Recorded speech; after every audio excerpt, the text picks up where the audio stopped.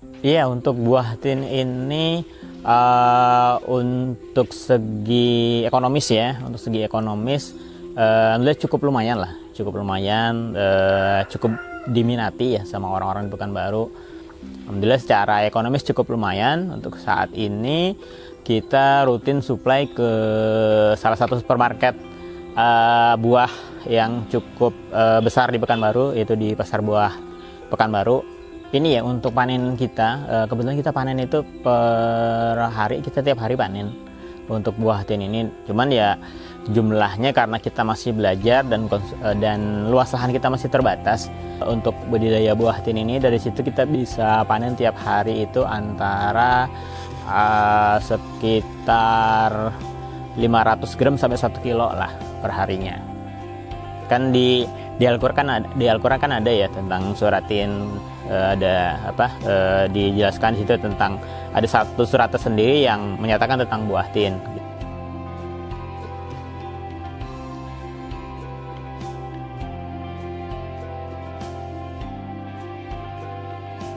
Baik, assalamualaikum warahmatullahi wabarakatuh. Nama saya Imron Sutiono.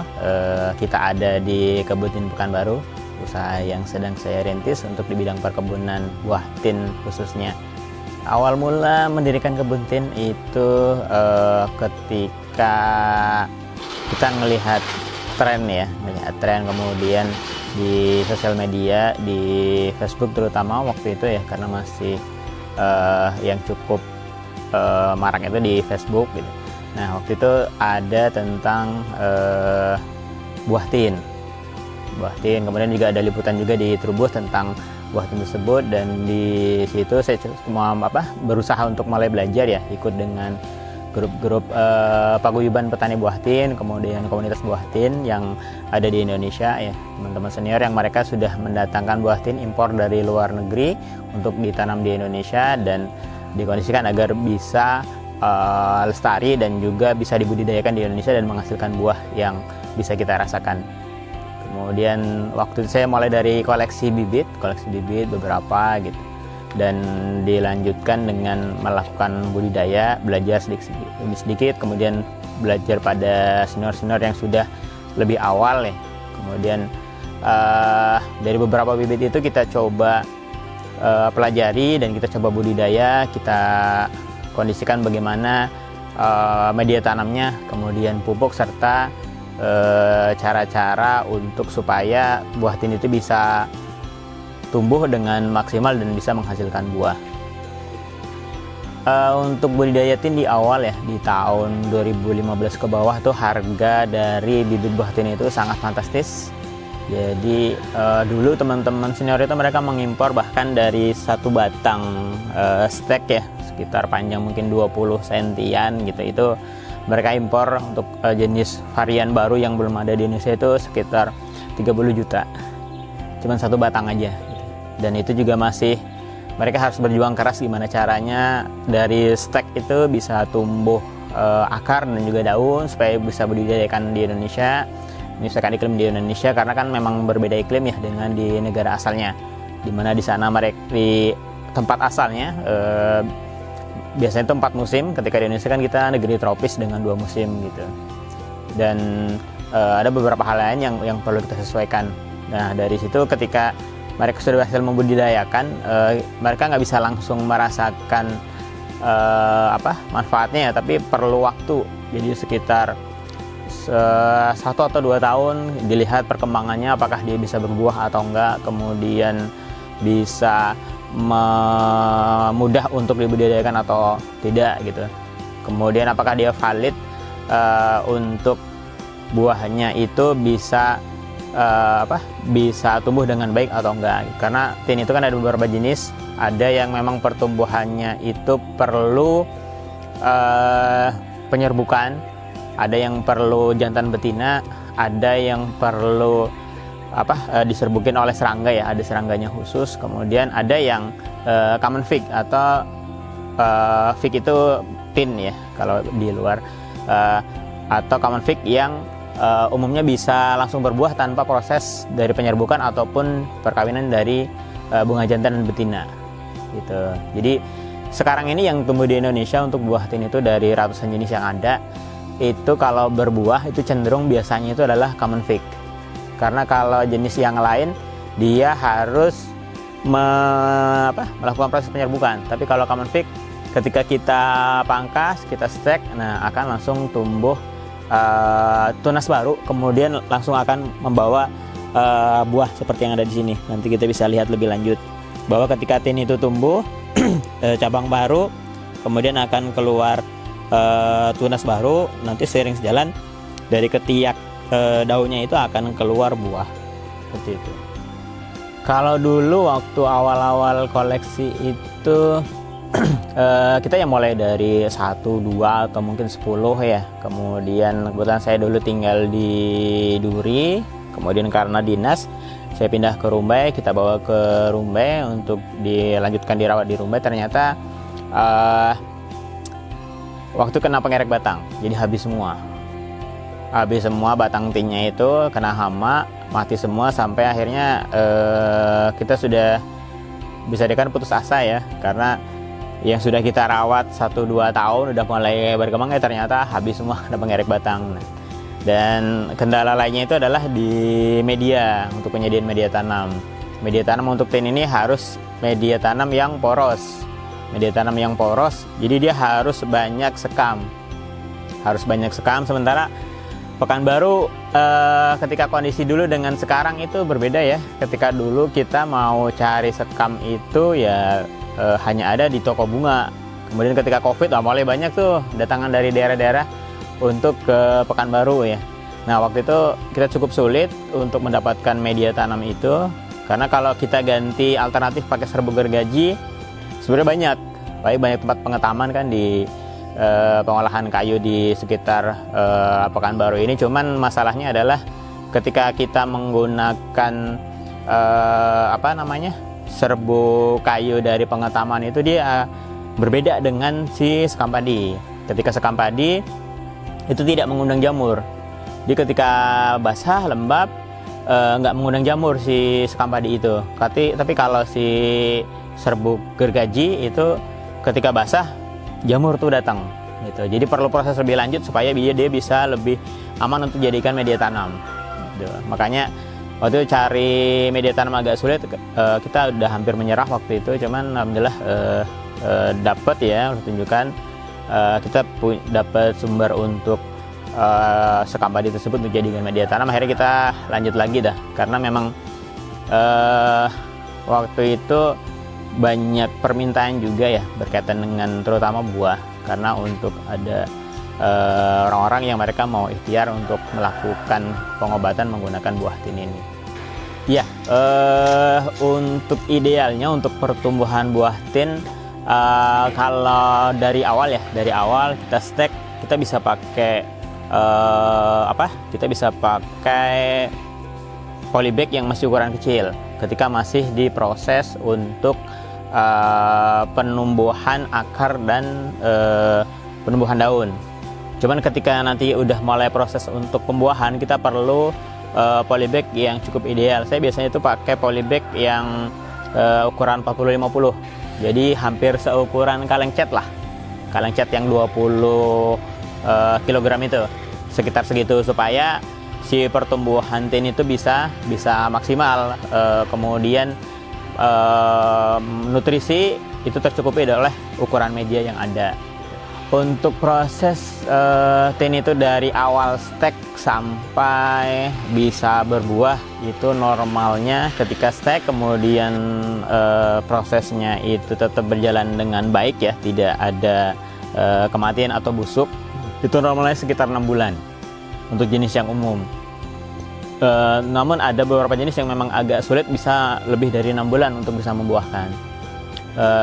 Cuman kabar baiknya juga untuk kita, kebetulan ini ada banyak jenis, terutama jenis Iraki ya, itu 3 bulan udah mulai berbuah, udah mulai keluar pentil. Bahkan saya nemu itu beberapa bibit yang 1 bulan itu udah keluar buah. Jadi dari stek kemudian tumbuh akar, tumbuh daun, si daunnya itu bertunas ya, kemudian tumbuh daun. Selang sebulan dia udah mulai keluar pentil-pentil buah. gitu. Jadi nggak butuh waktu yang terlalu lama asalkan bibit indukannya itu memang valid, dia bisa berbuah. Kemudian juga dari media itu, nutrisi yang ada di media itu tercukupi. Karena beberapa teman-teman yang nanya, saya udah sekian tahun buatin cuman nggak berbuah gitu. Itu kita perlu cek ke belakang, dari mana beliau beli bibit itu, kemudian juga varian apa yang dibeli, kemudian indukannya itu apakah indukannya itu berbuah atau enggak gitu. Bisa jadi tidak bisa berbuah itu karena memang jenis-jenis yang saya ceritakan di awal tadi, dia butuh penyerbukan atau butuh jantan betina, atau sebenarnya dia jenis tin yang butuh adanya serangga untuk bisa melakukan pembuahan, ya penyerbukan dan pembuahan gitu. Jadi ketika dua syarat itu tidak terpenuhi maka tidak bisa berbuah, akan sulit gitu. Ketika mungkin berbuah pun biasanya itu akan rontok. Tapi kalau common fig atau buah tin yang biasa, yang ketika kita pangkas kemudian keluar tunas daun berbarengan dengan nantinya berikutnya akan keluar calon bakal buah, itu biasanya akan lebih mudah tumbuh buahnya. Yang penting nutrisinya tercukupi gitu. Ya, untuk teman-teman ya, pemula atau yang sedang tertarik untuk budidaya buah tin, yang pertama perlu kita siapkan adalah tentunya bibit ya, bibit buah tin yang mudah untuk berbuah. Karena kalau pemula, usahakan itu satu, cari bibit tin, pelajari dulu kira-kira mana nih bibit tin yang mudah berbuah dan confirm dia bisa berbuah di Indonesia. Karena jangan sampai ya, kita budidaya tentu pengen dapat hasilnya ya, pengen ngerasain buahnya seperti apa dari yang kita tanam gitu. Makanya teman-teman kalau bisa cari jenis yang memang mudah berbuah dan juga mudah untuk perawatannya. Kemudian setelah kita peroleh bibitnya, teman-teman siapkan media tanamnya. Campuran media tanam itu adalah kunci untuk kita bisa sukses untuk merawat buah tin atau berbudidaya buah tin. Ketika medianya itu salah, nanti biasanya pertumbuhan tanaman buah tin itu akan sedikit terganggu atau terhambat gitu. Kadang kalau misal komposisi tanahnya terlalu banyak gitu, kita dulu ketika awal budidaya ini, oh berarti harus banyak tanah hitam nih gitu kan, seperti dengan tanaman-tanaman buah pada umumnya. Ternyata itu salah gitu. Ketika terlalu banyak tanah, biasanya kalau Pekanbaru ini kan orang biasanya kalau nanam itu pakai tanah hitam ya untuk tanaman buah. Nah, ketika terlalu banyak tanah itu malah nanti ketika dikasih air dia akan cenderung becek, sama ketika dia kurang airnya dia akan padat. Nah, perubahan kondisi yang drastis tersebut akan menghasilkan kondisi di mana si media itu jadi bantat, jadi keras. Ketika kondisinya keras, si akar tanaman itu dia susah untuk berkembang. Jadi yang harusnya akar tanaman itu bisa mengambil sari-sari makanan, karena kondisi medianya itu terlalu keras, dia nggak bisa menembus lapisan-lapisan tanah yang ada di media tersebut. Berbeda dengan ketika kita menggunakan media yang poros. Jadi dibanyakin skamnya, pakai skam bakar lebih bagus. Cuman kalau nggak ada pakai skam mentah juga tidak masalah. Cuma kalau bisa yang sudah lapuk ya, atau yang sudah terfermentasi, supaya si akar itu nyaman. Karena akar tanaman itu ibarat mulut kalau di manusia. Itu adalah tempat si tanaman itu untuk mengambil sari-sari makanan, untuk mengambil sari-sari makanan yang akan diproses di dalam daun untuk proses fotosintesis, dan itu akan disalurkan ke seluruh bagian tanaman supaya tanaman itu bisa tumbuh dengan maksimal ke batang, kemudian juga ke seluruh bagian tanaman, dan nanti akan bisa menghasilkan buah yang maksimal. Tapi ketika si medianya itu tidak kita jaga dan juga nutrisi kita cukupi, biasanya nanti akan ada gangguan atau lambat pertumbuhannya, bahkan bisa menyebabkan tanaman kita itu jadi layu ya, karena ya sama kayak kita ketika kita tidak makan maka kita akan lemes. Begitu juga dengan tanaman layu, nanti lama-lama akhirnya malah mati, dan kita bisa menjadi rugi ya, karena tanaman kita tidak bisa tumbuh maksimal dan akhirnya mati dan tidak bisa sesuai dengan yang kita harapkan. Kalau kita kebetulan untuk di sini kita cenderung untuk membudidayakan secara organik.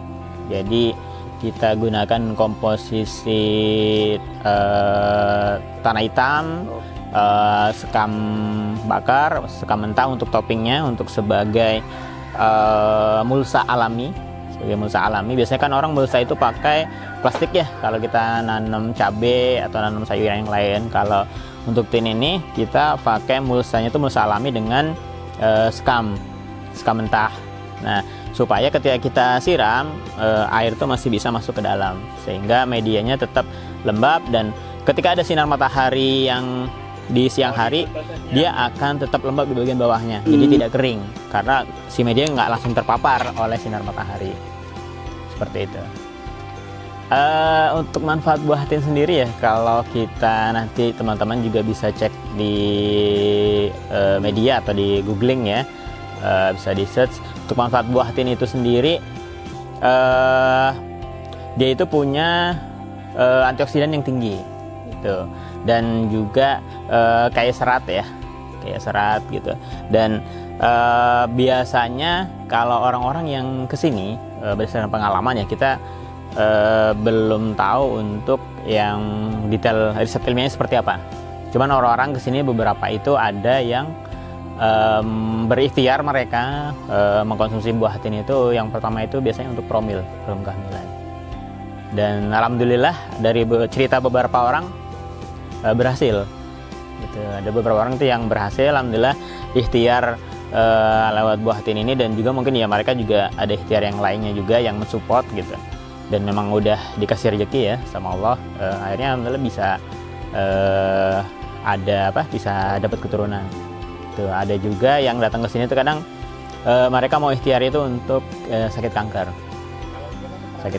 Jadi kanker kemudian menjadi coba alternatif ya dengan mengkonsumsi buah tin ini.